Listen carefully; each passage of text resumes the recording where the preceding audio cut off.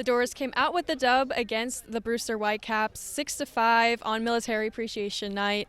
It was a great win for the Dores. Now they're on a 3-game win streak. Matt, what has changed over the past few days?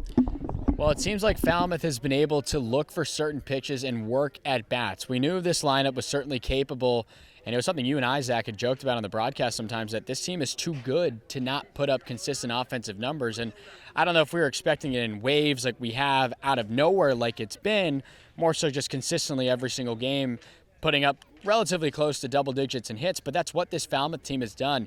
Every time you're seeing guys, whether it's working at bats for certain pitches or just seeing that pitch you're looking for, that's what allows the baseball to look like a beach ball. And everyone is hitting all at the same time, too. It's not just that one guy's taken over the lineup. It's been everywhere you look. And that's the beauty of the Cape League lineups, is that these guys, like you said on the broadcast today, are typically always in their respective teams and schools, always at the top of the order. Not the same, though, when you're in a summer league as talented as the Cape League. You have guys spread throughout the lineup who are typically used to certain spots. I mean, 7-8-9 yesterday went 9 for 15. Today, a different story with Christian Martin. He had 2 hits. Guys at the top of the order and Joe Redfield working walks. Everyone is contributing, and it's been really, really amazing to see the Commodores really out of nowhere just snap and now turn into this win streak they had. It's complimentary baseball at its finest. It's great to see things starting to click for the Dores in the batter's box, on the field. Zach, what did you notice about today against Brewster?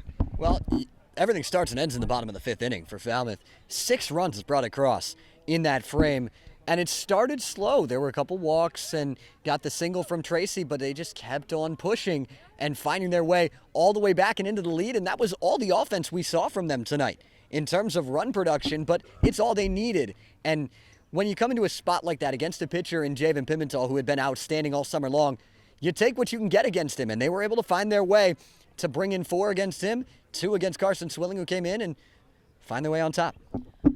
Now, the Dores did score the 6 runs, but there were 5 runs that were let up. Matt, what did you notice about that side of the game, and what do you think should have changed? Well, I mean, we saw in the pitching effort today, Braden Davis came in and was lights out. I said through 2 innings, he looked better in those first 2 innings than he did against Chatham, a game where he went a little over 4 innings and only gave up 2 hits and struck out 6. 5 of the first 6 outs were all acquired from the arm of Braden Davis. He was striking guys out left and right. Then a little bit shaky. We talked about those base runners. Up until the end of the game, guys, 8 consecutive innings to end the ball game where a leadoff runner for Brewster was able to reach.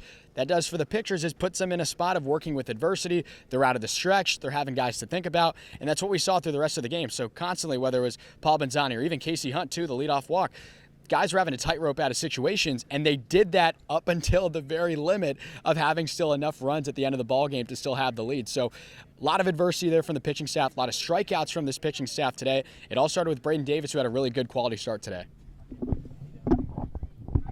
The Dores will be on the road against Wareham tomorrow. This is a great way to go into the road game tomorrow. This has been Closing the Door. We'll see you guys tomorrow.